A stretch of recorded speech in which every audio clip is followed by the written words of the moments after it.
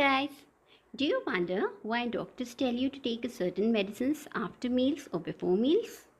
Well, it's because the medicines you're taking interact with the nutrients and affect the absorption in our body.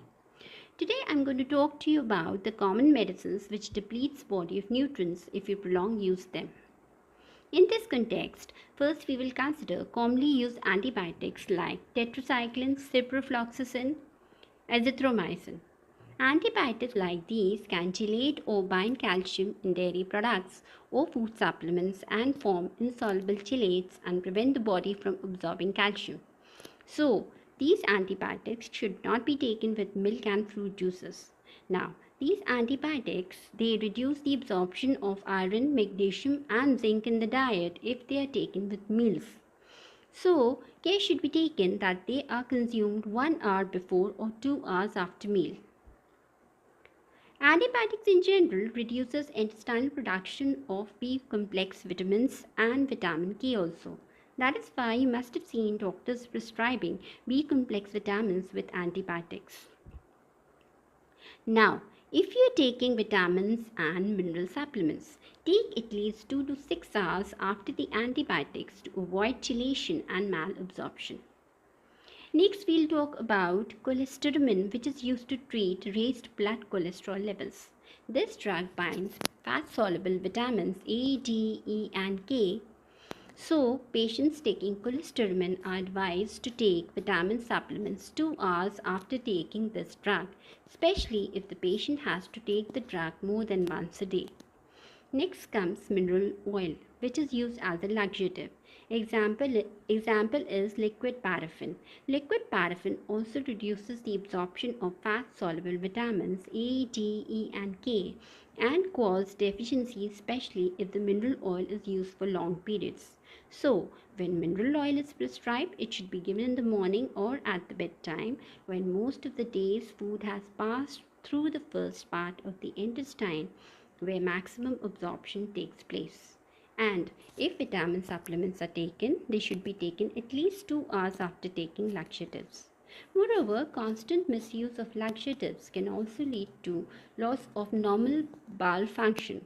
So, it is better to have enough fiber in our diet than to have laxatives to cure constipation.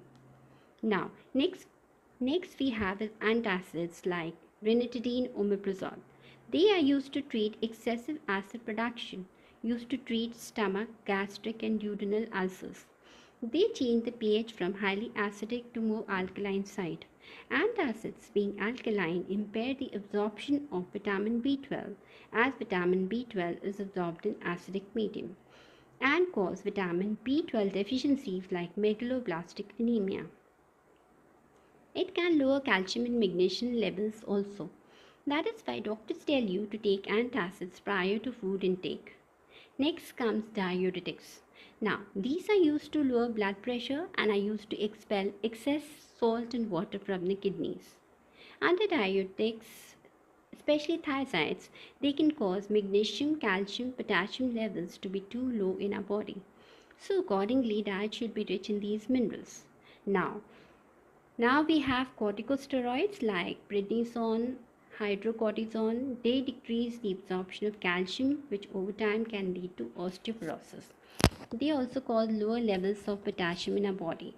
So, foods high in potassium, fresh fruits and vegetables, and high in calcium, like low-fat dairy foods, should be taken to counter loss of these minerals. Next comes antihistamines for allergies, antipyretics for lowering fever, analgesics, painkillers, acetaminophen, ibuprofen, and paracetamol. These should be taken on an empty stomach to increase the effectiveness as food may slow the absorption of these medications. Now, acetaminophen or ibuprofen interferes with vitamin B6, that is pyridoxine metabolism. So, well-balanced diet should be taken, including sources of vitamin B6 such as grains, spinach, sweet and white potatoes, bananas, watermelon and prunes. Next, we have aspirin, that is acetyl salicylic acid. It interferes with the absorption of vitamin C and may cause iron loss through bleeding in digestive tract. So, do not give aspirin to children unless your pediatrician specifically prescribes it, because it has been associated with Ray's syndrome, is rare but serious disease affecting the brain and liver following viral infections. Next, we will talk about oral contraceptives, which alters blood cholesterol, enhances triglyceride levels, lowers blood zinc levels, and depletes body of folic acid and vitamin B6, thereby increasing their requirements. One more important thing is, if antibiotics are taken along with oral contraceptives, they may decrease the effectiveness of oral contraceptives. So proper gap should be kept in between. Lastly, we'll talk about iron supplements, which are usually available in tablets or liquid form.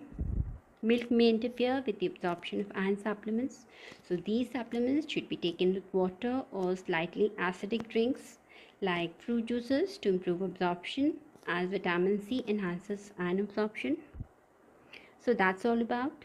Hope this video is informative and helpful for you all.